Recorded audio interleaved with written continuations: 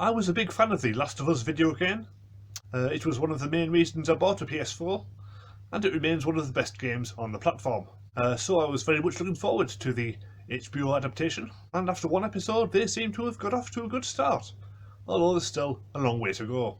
The first 45 minutes cover the first part of the game, where you play as Sarah, Joel's daughter, and stumble through the start of the apocalypse without being able to fight back at all. Here that section has been expanded to allow for a much slower build-up of the threat happening in the background, which works really well to build up the tension.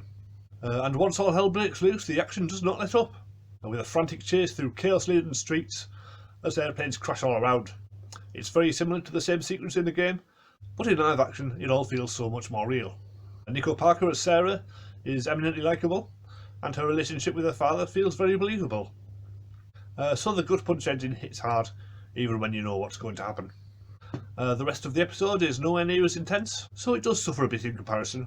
They may have possibly tried to cram too much into the opening episode, and it could have worked better if they'd saved the time jump until episode 2.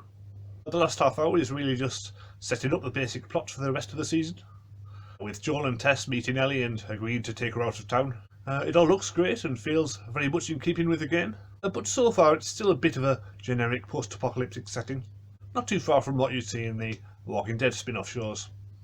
But having played the game, I know it'll really start coming to its own when they start travelling through cities that have been abandoned by humans for 20 years, and of course battling the infected, which we have yet to see. Of the regular cast, Pedro Pascal has most time to impress, and he does a good job of it, feeling much more at home than he did in Wonder Woman 1984.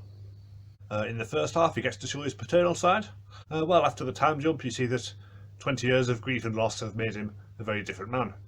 Bella Ramsey as Ellie has not had much screen time yet, but she certainly convinces as a stroppy, sweary teenager, whereas in the game Ashley Johnson always sounded a bit too old to really be playing the character. Still, the journey has begun, and it's intriguing to think about how they're going to adapt the rest of the game. Will we get the giraffes? Let's hope so. So far it's looking like the best video game to TV adaptation yet, so let's hope it continues in the same vein. Well, I don't know if I'll be reviewing every single episode here, because I haven't seen them yet, but I will if there's enough to say about them. Otherwise I'll leave it until after the season finale. But either way, press subscribe and you won't miss out. Goodbye.